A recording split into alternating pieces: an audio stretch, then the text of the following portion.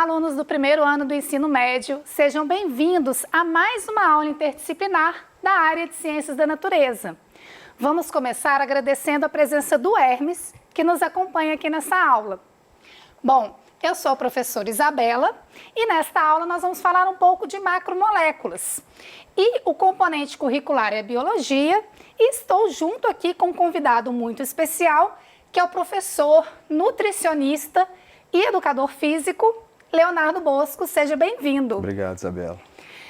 Bom, na aula de hoje nós vamos trabalhar a seguinte habilidade das ciências da natureza: analisar as diversas formas de manifestação da vida em seus diferentes níveis de organização, bem como as condições ambientais favoráveis e os fatores limitantes a elas, com ou sem o uso de dispositivos e aplicativos digitais, como softwares de simulação e de realidade virtual, entre outros. Bem, na aula de hoje a gente vai falar sobre a área, de macromoléculas, que é uma parte da biologia que trata de bioquímica, A gente vai falar um pouco sobre como que funciona o nosso organismo diante dos vários nutrientes que a gente pode ingerir através da alimentação. E por isso que eu estou contando aqui com o apoio desse nosso convidado, que é super renomado e que traz todo o conhecimento dele a respeito da nutrição e também da área, da área da educação física, Porque o professor Leonardo é educador físico e nutricionista. Você quer falar um pouco mais sobre a sua profissão? Sim, eu sou nutricionista, mas antes de ser nutricionista eu fui e sou professor. Então, assim como a Isabela, eu acredito que o conhecimento, inclusive nas partes das refeições, tem o poder de mudar esse quadro que nós estamos começando a apresentar aqui. Bom, então vamos começar? Para começo de conversa, Você já pensou sobre a importância de uma dieta alimentar equilibrada e da prática de exercícios físicos regulares? Eu quero trazer alguns dados para vocês que nos acompanham aí. No Brasil, estão com excesso de peso 15,9% de crianças menores de 5 anos, sendo que dentro desse universo 7,4% apresenta obesidade, 31,8% das crianças entre 5 e 9 anos estão também com excesso de peso, sendo que 15%, mais ou menos, estão com obesidade, e 31,9% dos adolescentes estão com excesso de peso, sendo que 12% estão com obesidade. E aí, a gente sabe, professor Leonardo, que é importante manter uma dieta equilibrada e prática de exercícios físicos regulares. E por que mesmo a gente sabendo dessa situação, a gente ainda tem pessoas que se alimentam tão mal e que não praticam exercícios físicos regularmente? Muito em função da mudança dos hábitos, Se a gente for observar a sociedade, a urbanização, a própria chegada da tecnologia, a gente observa como que aos poucos nós fomos ficando cada vez mais sedentários. E somar o sedentarismo com alimentos de maior aporte calórico, e é isso que a gente tem presente nesses alimentos que são industrializados, quando a gente soma esses dois fatores, a gente direciona para esse quadro de aumento de peso e obesidade. Aí eu quero trazer mais alguns dados para vocês em relação a essa questão do excesso de peso e da obesidade. Então, observem junto comigo. 6,4 milhões de crianças menores de 10 anos apresentam excesso de peso. 3,1 milhões obesidade. Nós estamos falando de crianças, Crianças, de adolescentes, crianças que, quando virarem adultos, provavelmente desenvolverão questões relacionadas à saúde. Você pode falar um pouquinho dessa consequência, desse excesso de peso, dessa obesidade em crianças ou pessoas tão jovens? Sim, claro. Mas antes, sempre que a gente precisa resolver um problema, a primeira parte é identificar. Hoje, a nossa geração já sofre bastante com o uso de tela, com o tempo que a gente passa no celular. A geração que está vindo agora, eles estão ainda mais expostos a isso. A gente já vê os gastos que o SUS tem atualmente somente com o tratamento de obesidade. Se a gente considera que esses números são crescentes e que vão atingir essa população de maneira mais robusta do que atinge a gente, Esses gastos, eles não têm direcionamento, não tem como a gente fazer uma manipulação disso enquanto sociedade. E como que se resolve isso? A gente já apontou as causas, a gente já conseguiu observar mais ou menos o que aconteceu na nossa sociedade que trouxe a gente para esse caminho. Se a gente começa lentamente a observar que existe uma possibilidade de um caminho oposto, com mais atividades físicas, com mais oferta de alimentos in natura, essa consciência que existe essa diferença entre esses alimentos, entender que, por exemplo, um alimento que é processado, ele é feito para ter um sabor mais agradável, mais atrativo. A gente tem aqui, desculpa te interromper, a gente tem aqui alguns exemplos desses alimentos processados. Pode prosseguir, daqui a pouco a gente mostra. E esses alimentos que nós vamos apresentar, por exemplo, alguns deles, eles têm o sabor alterado para ser mais atrativo. Ou seja, uma criança que é submetida a esse sabor, ela vai perdendo aos poucos ali o controle sobre a própria saciedade. E isso vai culminar nos casos e nesses aumentos que a gente tem observado. É interessante isso, né? A sociedade, até as propagandas que a gente vê aí na televisão, ela induz, né, a gente a se alimentar mal. E, de fato, os nutricionistas, né, provavelmente o professor Leonardo fala isso também, dizem que é melhor a gente descascar mais do que desembalar menos, né? Porque justamente esses alimentos industrializados trazem uma carga calórica muito grande, né? E aí a gente trouxe alguns exemplos aqui, né? Os biscoitos que são recheados, né? São alimentos com uma carga calórica muito grande, além desses aditivos químicos e também gordura, né? Gordura trans, né? Aqui a gente tem outro exemplo de que não é um biscoito recheado, mas que também tem uma carga calórica muito grande. Esses cereais, né, que o pessoal come muito durante, enfim, de manhã, né, é muito comum misturar com leite. Para a maioria das pessoas. A maioria das pessoas, né, muitas crianças fazem isso, inclusive. E eu já vi alguns absurdos, inclusive, de dar refrigerantes para as crianças. Né? O que tem nesse refrigerante? Por que não pode dar refrigerante para a criança? Justamente por causa da quantidade de açúcar, né? E a quantidade de açúcar, o açúcar em si não é um problema. Mas quando, isso que a gente percebe na população em geral, quando existe a presença do açúcar nas dietas em grandes quantidades, existe a ausência dos alimentos que essa criança deveria estar ingerindo. E aí você está treinando o paladar dessa criança para um sabor muito mais doce do que ela deveria estar acostumada. Então, quando você tenta ofertar, por exemplo, uma fruta, o paladar dela está tão adaptado com aquele sabor extremamente doce que a fruta deixa de ser atraente. E era justamente o tipo de alimento que deveria estar sendo ofertado para essa criança. Então, fazer um uso esporádico, né, para a gente não ter um raciocínio extremo, não é um problema. Mas quando isso entra na rotina da criança... Todos os dias, né? Passa, e acontece muito. Passa a mudar até o paladar. E quando a gente começa a mexer no paladar da criança, a gente gera um adulto que tem todo esse desajuste de saciedade. E aí a gente vai vir para um modelo aqui, né, que a gente pode entender um pouco melhor como que isso acontece. Então, aqui a gente tem um grupo de alimentos que é rico em carboidratos, né? E esses carboidratos, né, principalmente açúcar mais simples, ingeridos em excesso, são convertidos em gordura no nosso corpo. Então, eu trouxe aqui uma boneca só para a gente representar, né? Então, aqui, essa massinha representa a molécula, as gorduras, na verdade, o carboidrato que é transformado em gordura, tá? E essa gordura, ela vai depositando no nosso tecido adiposo. Então, a gente tem no subcutâneo, por exemplo, um tecido com células capazes de engolir, literalmente, né, essa gordura em excesso, né? E essa gordura em excesso, ela começa a se acumular e existe uma tendência da gente não consumir essa gordura, porque muitas vezes o gasto calórico dessa pessoa é pequeno por ela ser normalmente sedentária, né? E aí, essa gordura vai depositando no subcutâneo e às vezes nos órgãos internos também. Então, a gente tem aqui nessa bonequinha, né, uma barriguinha aqui representando essa alteração no funcionamento no metabolismo, né, desses nutrientes, de modo que esse nutriente gorduroso ele fica acumulado nesse tecido adiposo. E que tipo de nutriente é esse? São os triglicérides, né? Os triglicérides são as principais moléculas que a gente armazena dentro do tecido gorduroso. E aí eu quero perguntar uma outra questão aqui para o professor Leonardo. A gente, durante a infância, cria tecido adiposo. E quando a gente é adulto, esse tecido, ele para de ser criado ou ele continua sendo criado em termos de número de células? O tecido adiposo ele é extremamente eficiente, então ele tem um fenômeno que chama hiperplasia. A gente não para de produzir tecido adiposo enquanto a gente se mantiver em balanço calórico positivo.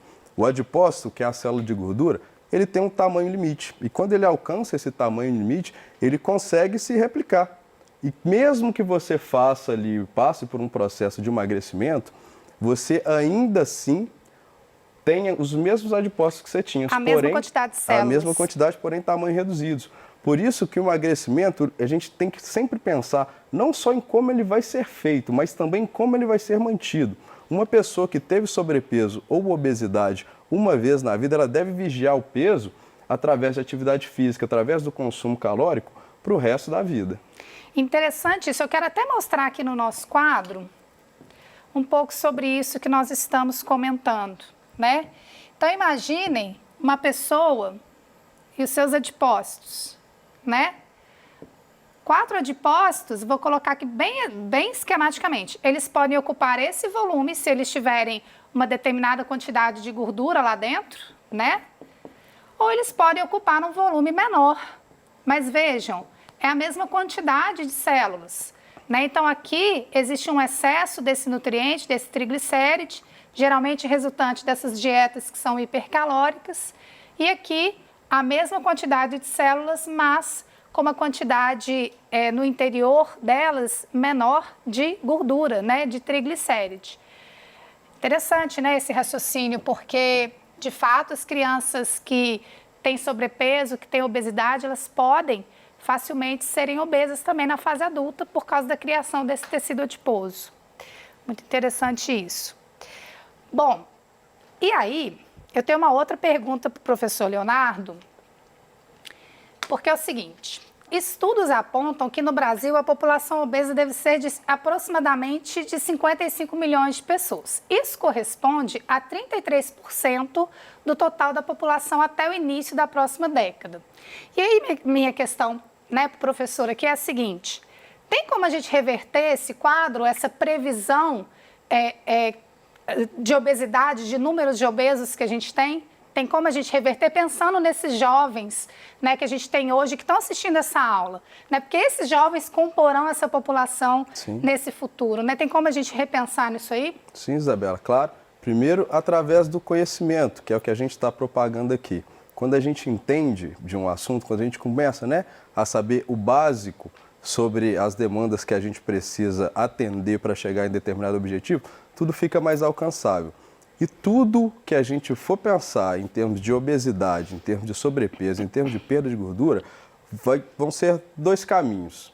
Exercício físico, para a gente ter um controle ali do gasto energético diário, e o controle da ingestão de alimentos.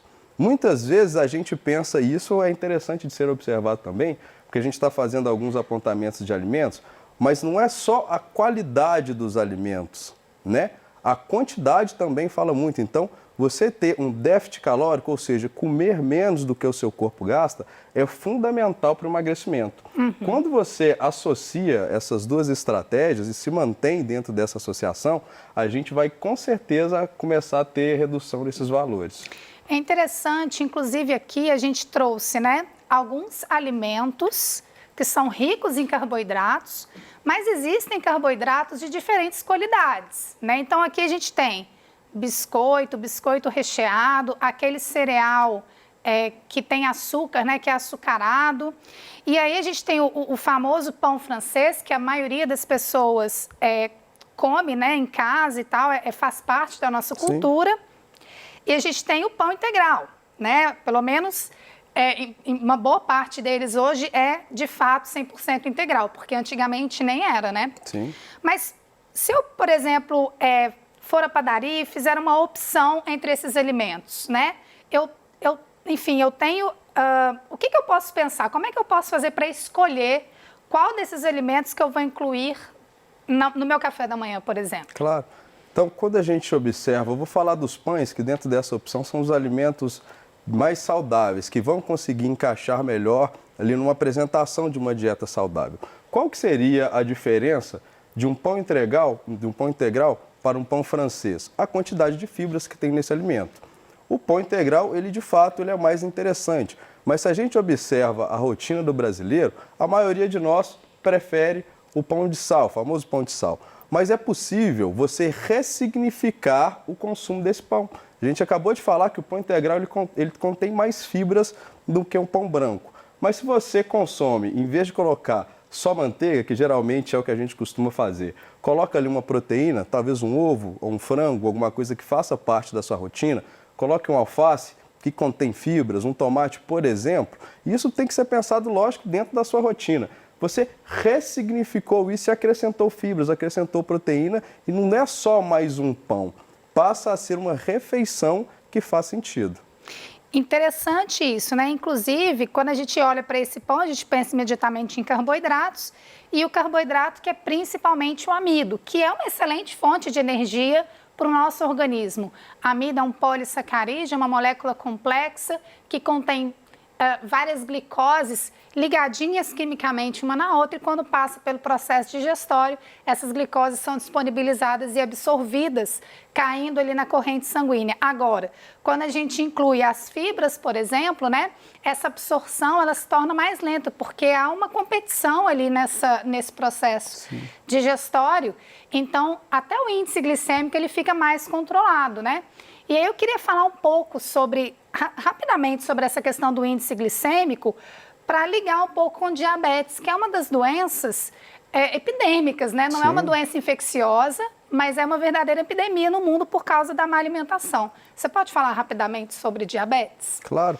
Os picos de glicose, os picos de insulina, quando são feitos de maneira recorrente, vão levar um indivíduo saudável, obviamente que ele precisa ter sobrepeso, está dentro dessa proposta, vão encaminhar ele para um quadro de diabetes. Quando já diabético, aí é preciso fazer um controle não só do índice glicêmico, mas da quantidade de carboidrato ingerida. Para uma pessoa saudável, né, os carboidratos eles representam uma boa fonte de energia, como você acabou de falar, e fundamental ali para a manutenção dos exercícios. A gente tinha falado há pouco, né, antes de entrar aqui, por exemplo, sobre pessoas que fazem dieta restritivas de carboidrato, quando na verdade esse macronutriente, que muita gente tem medo de fazer o consumo, ele pode ser ressignificado da maneira que a gente apresentou aqui agora e fazer parte de uma rotina alimentar saudável. E já que você falou sobre dietas restritivas, isso me leva à minha última pergunta. A gente tem ainda alguns minutinhos para respondê-la. Coloquei essa imagem aqui para a gente pensar um pouco, né? Porque a gente vê em muitas redes sociais a busca por um padrão de corpo perfeito e que muitas vezes não cabe na rotina das pessoas, né? E muitos jovens, inclusive, seguem esse tipo de dieta low carb, né? Que é aquela dieta restritiva em carboidratos, para tentar buscar esse corpo dito, né, considerado um corpo perfeito. Qual que é o risco dessa dieta low carb? Bom, a gente sabe que a restrição de qualquer grupo específico de alimentos, ele pode causar compulsão justamente pelo grupo que você está tentando fazer a retirada. O interessante é fazer um consumo equilibrado de todos os macronutrientes. Isso traz equilíbrio e manutenção dos resultados, e geralmente quem faz essa proposta de restrição de carboidrato está buscando estética. Então a estética ela é alcançada através do equilíbrio entre os macronutrientes e as calorias que você ingere. Interessante, ou seja, né, não adianta excluir todos esses alimentos que estão aqui na bancada da alimentação e dizer que nunca mais vai comê-los, porque isso não é sustentável, Sim, né? Justamente. Isso não é sustentável, interessante. Bom, tem alguma colocação final que você gostaria de passar para esses jovens que nos assistem? Simplesmente foi um prazer estar aqui e, gente, equilíbrio, né? Os resultados, tanto estéticos quanto de saúde, estão nesse caminho do meio, estão no equilíbrio, não estão no extremo nem em outro. Ok. Bom, então aqui estão as referências da nossa aula. Gostaríamos muito de agradecer a sua atenção e dizer que eu espero você na nossa próxima aula. A gente vai trabalhar um pouquinho sobre as funções da citologia, as funções das organelas celulares, tá? Então fique aqui comigo. Agradeço muito ao professor Prazer. Leonardo e até a próxima. Tchau, tchau.